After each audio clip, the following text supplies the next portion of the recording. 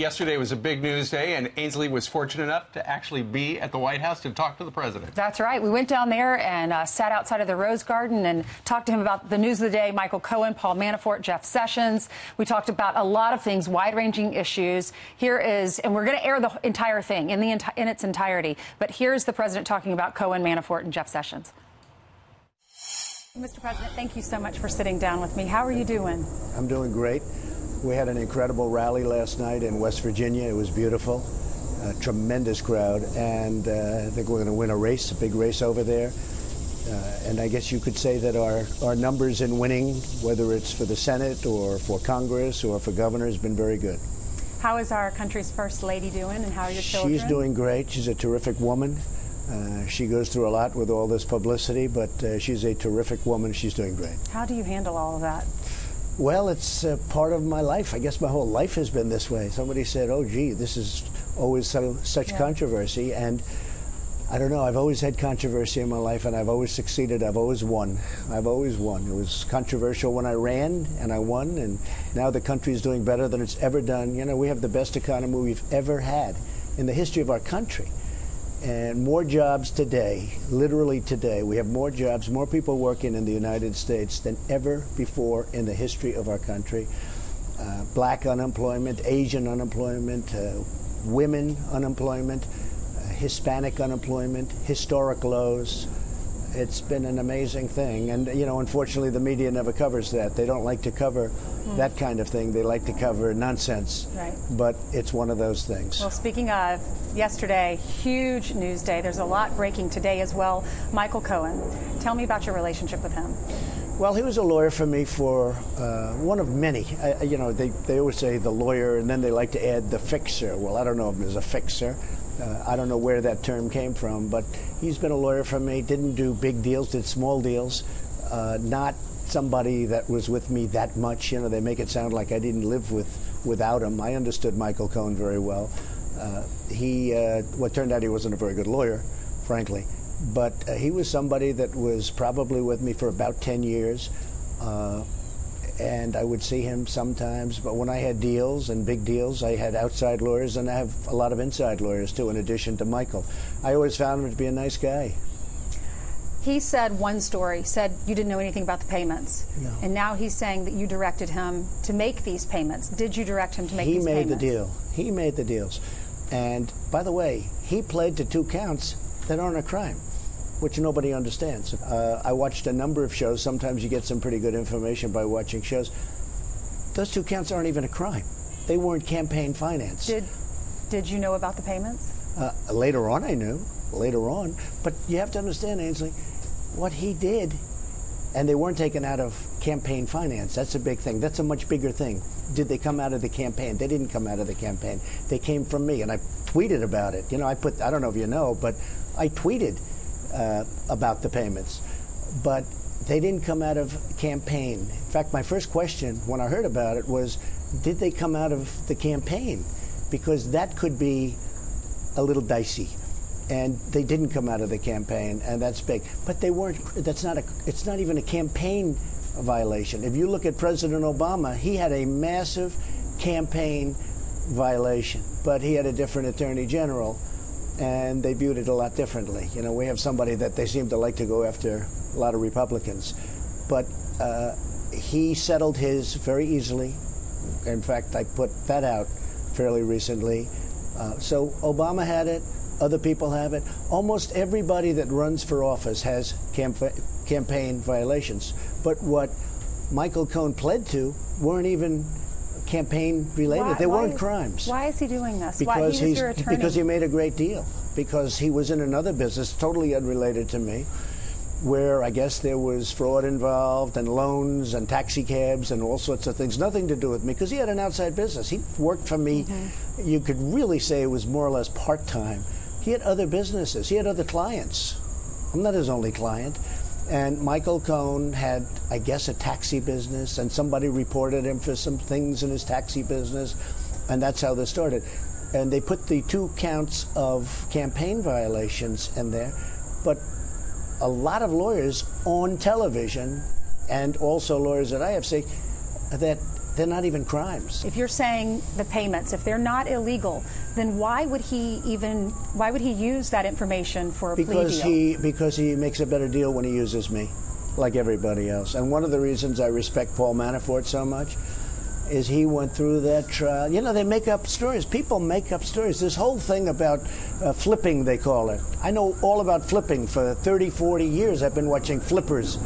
Everything's wonderful, and then they get 10 years in jail, and they flip on whoever the next highest one is, or as high as you can go. It almost ought to be outlawed. It's not fair, because if somebody's going to spend 5 years like Michael Cohen, or 10 years or 15 years in jail because of a taxi cab industry, because he defrauded some bank, the last two were the tiny ones. You know, campaign violations are considered not a big deal, frankly.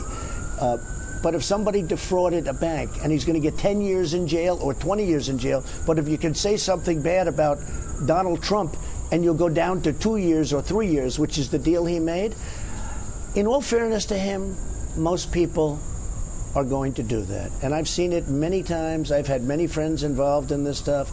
It's called flipping, and it almost ought to be illegal. You get 10 years in jail, but if you say bad things about somebody, in other words, make up stories, if you don't know, make up stories, they just make up lies.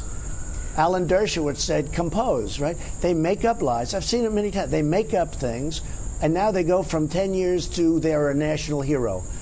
They have a statue erected in their honor. It's not a fair thing, but that's why he did it. He made a very good deal.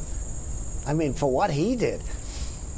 But I'll tell you that somebody made a better deal. Awand, the IT guy for Schultz, Congresswoman Schultz. He had all the information on Democrats. He had all the information on everybody. He went to jail holding the hands of the Justice Department and the FBI. They sat there together. They were smiling and laughing. And he got nothing. And he stole money. And he had more information on corruption of the Democrats than anybody. And they don't even have his computers and his servers. They just gave him nothing. You saw that. It was on your show. They gave him nothing. Nothing. Double standard? Double standard. I mean, he was worse than anybody, in my opinion. He got nothing. He's a Democrat. He got nothing. The reason he got nothing because the Dems are very strong in the Justice Department. I put an attorney general that never took control of the Justice Department, Jeff Sessions. Never took control of the Justice Department, and it's a sort of an incredible thing. We have this country going so well. Mike Pompeo is doing incredibly. All of my people, they're doing incredibly. But the whole thing with going on with Justice and FBI, when you see Strzok and his lover Lisa Page, when you see Comey with all the lies that he's told, when you see Mueller with the conflicts, he's so conflicted. Comey's his best friend. He had a really nasty business transaction with me, which he never reported. I've been talking about he never reports it. I mean, you look at the bad things. He wanted the FBI job that Christopher Wray has. Now, Christopher Wray was recommended by Rosenstein. The FBI, I'll tell you what, if you took a poll in the FBI, I guarantee you one thing, I'd do very well. Are you considering pardoning Paul Manafort? I have great respect for what he's done in terms of what he's gone through. You know, he worked for Ronald Reagan for years. He worked for Bob Dole. He worked, I guess his firm worked for McCain. He worked for many, many people, many, many years. And I would say what he did, some of the charges they threw against him, every consultant, every lobbyist in Washington probably does. If you look at Hillary Clinton's person, you take a look at the people that worked for Hillary Clinton. I mean, look at the crimes that Clinton did with the emails, and she deletes 33,000 emails after she gets a subpoena from Congress. And this Justice Department does nothing about it. And all of the other crimes that they've done. And they don't. Look at Podesta. Podesta was supposed to be Manafort on steroids. They made him close up his firm. He was going to be indicted the next day, we heard. Never happened. Instead, they would go after Manafort. So, look, I didn't know Manafort well. He wasn't with the campaign long. They got him on things totally unrelated to the campaign. And by the way, they got Cohen on totally unrelated to the campaign. I'm not involved. I wasn't charged with anything. You know, people don't like to say that, but I wasn't charged. But when you look at the corruption on the other side, and they refuse to look at anything. When you don't look at Strzok, where he said basically we're going to take out the president, the insurance policy and everything else. You look at Lisa Page, the two lovers back and forth with these horrible texts. You look at the kind of talk going on about, it's really subversion. And our Justice Department doesn't do anything about it. People would say, oh, but you appointed Jeff Sessions. I said, I did. But I really feel as long as this is going out, I don't have to do this, but I will stay uninvolved, and maybe that's the best thing to do. Mr. President, a lot of people are frustrated. A lot of your supporters are frustrated with the DOJ, with Jeff Sessions. There are rumors that you're going to fire him after the midterms and Rosenstein. They also want these documents. They're wondering if you will use your power to get these documents released. At the right time, I think I'm going to have to do the documents. I didn't want to, but I think I'm going to have to. There's such corruption. Before I got here. It's from before I got here. It's the Obama administration. And you look at what happened. They surveilled my campaign. It's very simple. The Pfizer report, the phony fake. Rosenstein signed the last Pfizer report. It bothers me. It's always bothered me. Will you fire him? Will you fire Sessions? Well, I'll tell you what. As I've said, I wanted to stay uninvolved. But when everybody sees what's going on in the Justice Department, I always put justice now with quotes, it's a very, very sad day. Jeff Sessions recused himself, which he shouldn't have done, or he should have told me. Even my enemies say that Jeff Sessions should have told you that he was going to recuse himself, and then you wouldn't have put him in. He took the job, and then he said, I'm going to recuse myself. I said, what kind of a man is this? And by the way, he was on the campaign. You know, the only reason I gave him the job, because I felt loyalty. He was an original supporter. He was on the campaign. He knows there was no collusion. And what's come out of Manafort? No collusion. What's come out of Michael Cohen? No collusion. This is stuff that they got. Right. How about with Michael Cohen, in all fairness to him, they raid his office at 6 o'clock in the morning?